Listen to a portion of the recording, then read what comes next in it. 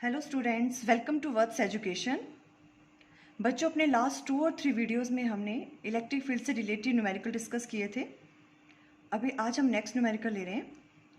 Question है, a particle of mass 1 gram and charge 2.5 into 10⁻⁻⁴ coulomb is released from rest in an electric field of 1.2 into 10⁻⁴ newton per coulomb. How much is the work done by the electric force on the particle as it moves for 40 centimetre? पहले हम question understand करेंगे। इसमें ये क्या पूछ रहा है? ये कह रहे हैं कि एक पार्टिकल है जिसका मास 1 ग्राम है।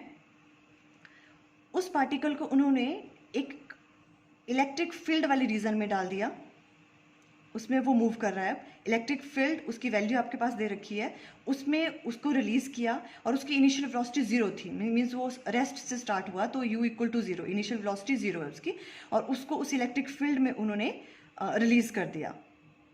ठीक है, उसके बाद ये पूछ रहे हैं how much is the work done by the electric force. अब वो इलेक्ट्रिक फील्ड में जब रिलीज़ हुआ तो कोई ना कोई उस पर क्या लग रही है, इलेक्ट्रिक फोर्स भी लगेगी। तो कह रहे हैं कि उस इलेक्ट्रिक फोर्स को कितना वर्क करना पड़ रहा है 40 सेंटीमीटर तक उस पार्टिकल को मूव करवाने में।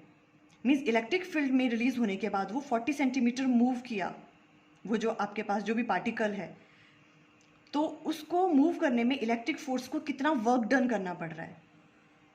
अंडरस्टैंड हुआ क्वेश्चन? ओके, तो मीन्स हमें वर्क डन निकालना है बाय इलेक्ट्रिक फोर्स, कितना उसको वर्क डन करना पड़ रहा है। आपको पता है वर्क डन का फॉर्मूला क्या होता है, फोर्स इंटू डिस्टेंस। तो हमें पहले क्या निकालना पड़ेगा, फोर्स। डिस्टेंस तो आपके पास दे रखा है 40 सेंटीमीटर। ठीक है, हमें फोर्स निकालना है। ठीक है, तो पहले गिवन क्या क्या है ये देख लें आप। वैसे मास और इसकी वैल्यू की जो इस यहाँ पे तो यूज़ नहीं होगी, बट फिर भी हमें जो हमारे पास गिवन है हमने लिख दिया। मास क्या है 1 ग्राम्स, केजी में इसको चेंज कर दिया तो 10⁻⁻³ और u equal to 0 means initial, because इसने क्या कहा है, it start from rest, means rest से स्टार्ट कर रहा है तो उसकी इनिशियल वेलोसिटी क्या होगी 0। और चार्ज, उसके ऊपर चार्ज कितना है, जो भी बॉडी रिलीज हुई है उसकी हमें चार्ज की वैल्यू पता है, और वो है 2.5 इंटू 10⁻⁻⁴ कूलम। जिस इलेक्ट्रिक फील्ड में वो रिलीज हुआ, इलेक्ट्रिक फील्ड की वैल्यू भी आपके पास गिवन है 1.2 इंटू 10⁻⁴ हमने राइट डाउन कर ली। और जो डिस्टेंस है, डिस्टेंस इज 40 सेंटीमीटर, सेंटीमीटर को हमने मीटर में चेंज कर लिया तो 0.4 मीटर्स। ठीक है, ये आपके पास गिवन है। क्लियर है यहाँ तक? ओके, अब इन सब इंफॉर्मेशन से आपको सबसे पहले क्या फाइंड आउट करना है, हमें निकालना है फोर्स। ठीक है, क्योंकि डिस्टेंस वर्क डन होता क्या है, फोर्स इंटू डिस्टेंस, तो उसके लिए हमें पहले फोर्स निकालना पड़ेगा। तो हमें फोर्स हमें पता है, अगर हमारे पास इलेक्ट्रिक फील्ड की वैल्यू भी है और चार्ज की वैल्यू भी दे रखी है तो फोर्स निकालना ईजी है। F equal to Q into E. Q की वैल्यू, चार्ज की वैल्यू दे रखी है 2.5 इंटू 10⁻⁻⁴, और ई की वैल्यू भी आपके पास गिवन है। ठीक है, हमने इन दोनों को मल्टीप्लाई कर दिया तो किसकी वैल्यू निकल गई, फोर्स की। फोर्स आ गया 3 न्यूटन। अब नेक्स्ट क्वेश्चन क्या पूछा है, यहाँ तक ये इजी है। ठीक है, वैसे ये क्वेश्चन इजी है, इसमें सिंपल ये जो स्टार्टिंग में हमें मास और वो दे रखा है जस्ट कंफ्यूज करने के लिए, और इस वाले क्वेश्चन में इनका यूज़ नहीं हो रहा है।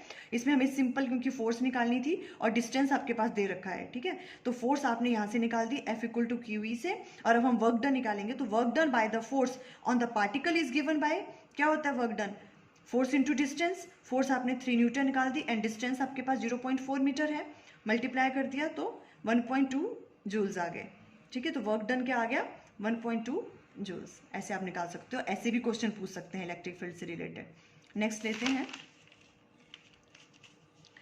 ए particle of mass 1 gram and charge 2.5 into 10⁻⁻⁴ coulomb is released from rest in an electric field of 1.2 into 10⁻⁴ Newton per coulomb.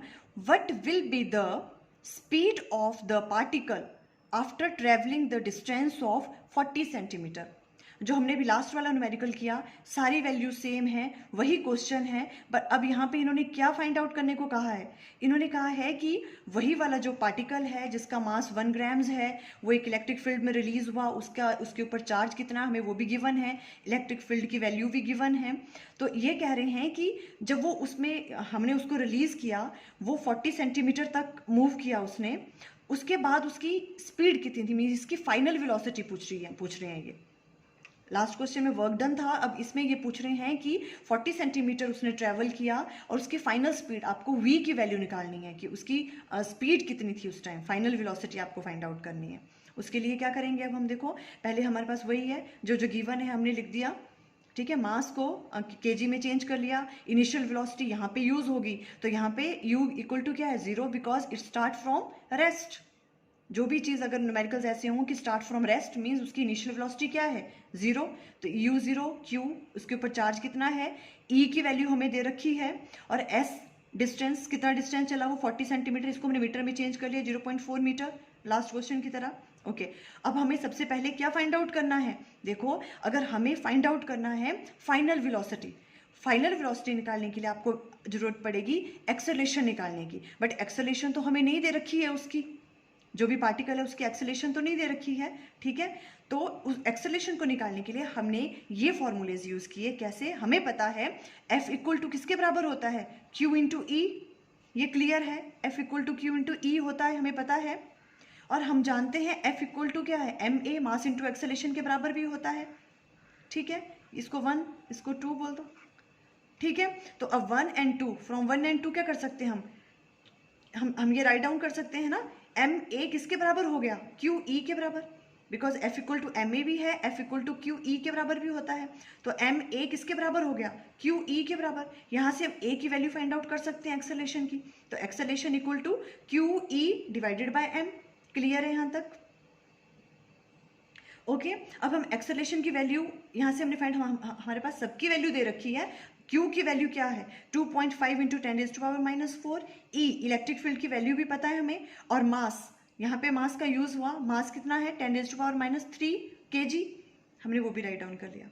इसको हमने सॉल्व किया, सॉल्व करने के बाद एक्सेलरेशन की वैल्यू हमारे पास आ गई 3 इंटू 10⁻³ मीटर पर सेकेंड स्क्वायर। इस तरह से हमने एक्सेलरेशन की वैल्यू निकाल दी, क्लियर है। ओके, अब इन्होंने कहा है कि अब उसकी फाइनल वेलोसिटी हमें निकालनी है, वेलोसिटी ऑफ द पार्टिकल, हम ये वाला फॉर्मूला लगाएंगे, आप सब लोगों को आता है, आप 9th ग्रेड से ये करते आ रहे हो, v² minus u² equal to 2as, ये वाला फॉर्मूला लगाएंगे, ठीक है, where v is the final velocity, u is the initial velocity, a is the acceleration, s is the distance, ठीक है। यहाँ से हम फाइनल वेलोसिटी v निकालना चाह रहे हैं, तो v को हमने लेफ्ट हैंड साइड में रखा, बाकियों को राइट हैंड साइड ले गए, v² equal to u² plus 2as। Okay, u की वैल्यू 0 है क्योंकि हमें क्वेश्चन में दे रखा था कि it start from rest, means उसकी इनिशियल वेलोसिटी क्या थी 0 आ गई, और ये वाला 2, a की वैल्यू हमने भी फाइंड आउट की एक्सेलरेशन, और s की वैल्यू हमें पता है डिस्टेंस 0.4 है, क्लियर। ओके, इसको सॉल्व किया तो v² की वैल्यू ये आ गई 24 इंटू 10⁻², इसका हमने क्या ले लिया स्क्वायर रूट, इसको सॉल्व किया तो v की वैल्यू क्या आ गई, ये वाली, this is the final velocity. इस तरह से भी इलेक्ट्रिक फील्ड के ऊपर बेस्ड क्वेश्चन इस टाइप के भी पूछ सकते हैं। हम नेक्स्ट वन न्यूमेरिकल ले रहे हैं, a ball of mass 100 grams and having a charge of 4.9 into 10⁻⁻5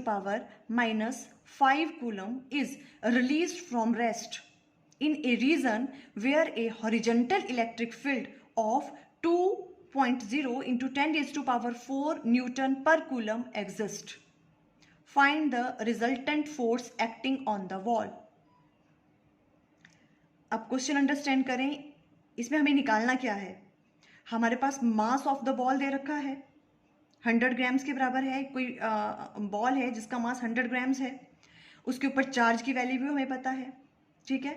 अब चार्ज भी पता है और वो उसका मास हमें पता है, क्या हुआ, उस बॉल को किस में रिलीज किया उन्होंने, अगेन उसको रिलीज किया उन्होंने इलेक्ट्रिक फील्ड में, इलेक्ट्रिक फील्ड में उसको रिलीज किया उन्होंने, और जो इलेक्ट्रिक फील्ड है वो कैसी लग रही है, आपको डायरेक्शन दे रखी है इस बार, जो इलेक्ट्रिक फील्ड है वो क्या लग रही है, हॉरिजेंटल इलेक्ट्रिक फील्ड लग रही है वहाँ पे, जो आपके पास इलेक्ट्रिक फील्ड है वो कैसे लग रही है, वो हॉरिजेंटल डायरेक्शन में लग रही है, ठीक है। अब इन्होंने कहा है find the resultant force acting on the ball, अब बॉल पे रिजल्टेंट इलेक्ट्रिक फोर्स बताओ कि कितनी लग रही है। देखो पहले इस फिगर को समझते हैं तो क्लियर होगा। अभी जैसे इस तरह से है, कोई भी आपके पास बॉल है, उसको उन्होंने रिलीज किया इलेक्ट्रिक फील्ड में, इलेक्ट्रिक फील्ड कैसी लग रही है, इस डायरेक्शन में, इलेक्ट्रिक फील्ड की डायरेक्शन ये है, this is the direction of electric field. Electric field की डायरेक्शन इस तरफ लग रही है। जैसे उन्होंने बॉल इसमें रिलीज किया, ठीक है, तो अभी बॉल पे क्या क्या फोर्सेस लगेंगी? देखो, टू टाइप्स की फोर्सेस लगेंगी। एक तो इलेक्ट्रिक फील्ड की वजह से इस तरफ को लगेगी, ठीक है, और जो दूसरी फोर्स लगेगी वो क्या लगेगी? ग्रेविटेशनल फोर्स, ठीक है। उन्हें बॉल रिलीज किया तो सेकंड फोर्स कौन सी लग रही है उसमें? ग्रेविटेशनल की फोर्स। वो किस तरफ को लगेगी? F equal to M G, downward direction में। क्लियर ये फिगर? दो फोर्सेस लगी जब उसको इलेक्ट्रिक फील्ड में बॉल को रिलीज किया। एक तो इस तरफ को इलेक्ट्रिक फोर्स लग रही है वो वाली, और दूसरी कौन सी लग रही है यहाँ पे? ग्रेविटेशनल फोर्स, डाउनवर्ड डायरेक्शन में। दो फोर्सेस लग गई, ठीक है। एफ जी की value M G, F G equal to M G के बराबर, और एफ ई यहाँ से क्या निकल जाएगा? Q into E. हमें पता कैसे निकालते हैं, अगर हमारे पास इलेक्ट्रिक फील्ड दे रखी है तो फोर्स की वैल्यू इस तरफ को ऐसी लग रही है। तो इन दोनों की रिजल्टेंट फोर्स पूछी है, इसकी और इसकी रिजल्टेंट फोर्स कितनी लग रही है उस बॉल पे। तो आपको पता है ये वाला एक फोर्स इधर को है, एक फोर्स इधर, इसका रिजल्टेंट इस तरफ को आएगा। इसको मैंने आर नाम दे दिया। इसकी वैल्यू फाइंड आउट करने को पूछे कि रिजल्टेंट फोर्स कितनी लग रही है उस बॉल पे, ठीक है। इन दोनों के बीच का, दो फोर्सेस के बीच का जो एंगल होता है वो क्या होता है? थीटा। और इस केस में वो कौन सा है? 90 डिग्री का एंगल बन रहा है। 90 डिग्री का एंगल बन रहा है ना ये वाला, दोनों फोर्सेस के बीच में, ठीक है। ओके, अब हम स्टार्ट करते हैं। कैसे करना है? पहले तो हमें क्या जो गिवन है वो लिख लिया हमने। बॉल का मास दे रखा है 100 ग्राम्स, हमने केजी में कन्वर्ट कर लिया। आपके पास चार्ज की वैल्यू दे रखी है, ई की वैल्यू दे रखी है, ठीक है। हमें क्या निकालना है? फोर्सेस निकालनी है। फोर्सेस निकालने के लिए हमें क्या चाहिए? क्यू की वैल्यू फाइंड आउट करनी है हमने, और वो हमें गिवन है, और इलेक्ट्रिक फील्ड की, ठीक है। तो सबसे पहले हम ग्रेविटेशनल फोर्स निकाल लेते हैं। The gravitational force on the ball F G कौन सी लगेगी? वो एम इंटू जी। आपके पास मास भी दे रखा है, मास एम, और जी की वैल्यू भी आपके पास है। जी की वैल्यू क्या होती है? 9.8, ठीक है। अभी हमने वैसे राइट डाउन किया। ये आ गया क्या आपके पास? Gravitational force. और जो सेकंड फोर्स लग रही है उस बॉल पे वो कौन सी लगेगी? इलेक्ट्रिक फील्ड की वजह से जो फोर्स लग रही है, F E equal to Q into E, हमें पता है, ठीक है। अब हमें इन्होंने पूछा है नेट रिजल्टेंट फोर्स निकालनी है। नेट रिजल्टेंट फोर्स के लिए फॉर्मूला होता है, अगर दो फोर्सेस आपके पास हैं तो रिजल्टेंट जो आपकी फोर्स है वो कैसे निकालते हैं हम? R equal to F G, first वाली फोर्स का स्क्वायर प्लस दूसरी फोर्स का स्क्वायर प्लस 2 इंटू फर्स्ट वाली फोर्स सेकेंड वाली force into cos of angle between them, जो इनके बीच का एंगल है कॉस ऑफ वो वाला एंगल होता है। ये क्लियर है? ये फॉर्मूला होता है रिजल्टेंट फोर्स निकालने का। अब हम क्या करेंगे? थीटा हमें पता है 90 डिग्री है, बिकॉज इन दोनों फोर्सेस के बीच में कौन सा एंगल लग रहा है? 90 डिग्री। तो हमें पता है कॉस 90 क्या हो गया? 0, ठीक है। कॉस 90 क्या होता है? 0। तो रिजल्टेंट क्या हो गया? F G square plus F E square plus 2 F G F E cos theta होता है। कॉस थीटा की वैल्यू 0 है, तो ये पूरा का पूरा जो भी है ये वाली चीज़ क्या हो गई? 0 के बराबर, ठीक है। ये 0 के बराबर आ गई। तो अब क्या आ गया resultant force? F G square plus F E square का स्क्वायर रूट। अब हमने सिर्फ इसकी वैल्यूज इसमें डाल दी हैं। F G square means F G क्या है आपके पास? M G. एम की वैल्यू आपके पास पता है 0.1 इंटू जी की value acceleration due to gravity 9.8, इसका whole square plus F E square. F E क्या होगा? क्यू इंटू एफ ई क्या है? Q into E. क्यू की वैल्यू आपके पास 4.9 इंटू 10⁻⁻5 इंटू इलेक्ट्रिक फील्ड की वैल्यू आपके पास गिवन है 2 इंटू 10⁻4, इनको मल्टीप्लाई करके इसका स्क्वायर और स्क्वायर रूट। इसको सॉल्व किया तो ये आ गया सिंपल, इसको किया तो ये आ गया। यहाँ पे पूरी आगे सिंपल कैलकुलेशन है। तो जब हमने ये पूरा कैलकुलेट किया तो रिजल्टेंट जो आपके पास फोर्स है वो कौन सी आ गई? 1.3859 न्यूटन्स। ये आपके पास रिजल्टेंट फोर्स आ गई कि रिजल्टेंट फोर्स उस बॉल पे ये लग रही है। क्लियर हो गया ये क्वेश्चन? थोड़ा सा कॉम्प्लिकेटेड है।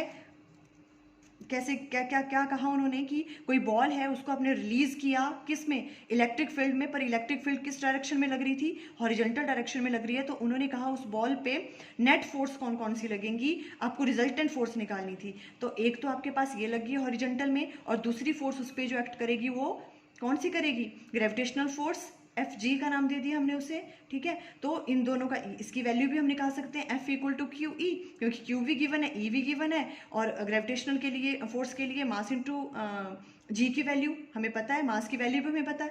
तो हमने क्या किया, इसका फॉर्मूला लगा के रिजल्टेंट का कैसे निकालते हैं, F G square F E square plus 2 F G F E cos theta, इन दोनों के बीच में क्या था, एंगल थीटा, और वो थीटा की वैल्यू क्या है, दोनों कैसे हैं एक दूसरे के परपेंडिकुलर 90 डिग्री, तो कॉस 90 जीरो, ये फैक्टर जीरो हो गया, और यहाँ अपनी वैल्यूज इसकी वैल्यूज यहाँ पे आपने फिल करी, और आपके पास रिजल्टेंट इलेक्ट्रिक फोर्स निकल गया, फोर्स की वैल्यू, रिजल्टेंट फोर्स जो उसके ऊपर लग रही है उस बॉल के ऊपर, वो आपने फाइंड आउट कर ली, जो किस किस वजह से है, ग्रेविटेशनल फोर्स और इलेक्ट्रिक फोर्स की वजह से।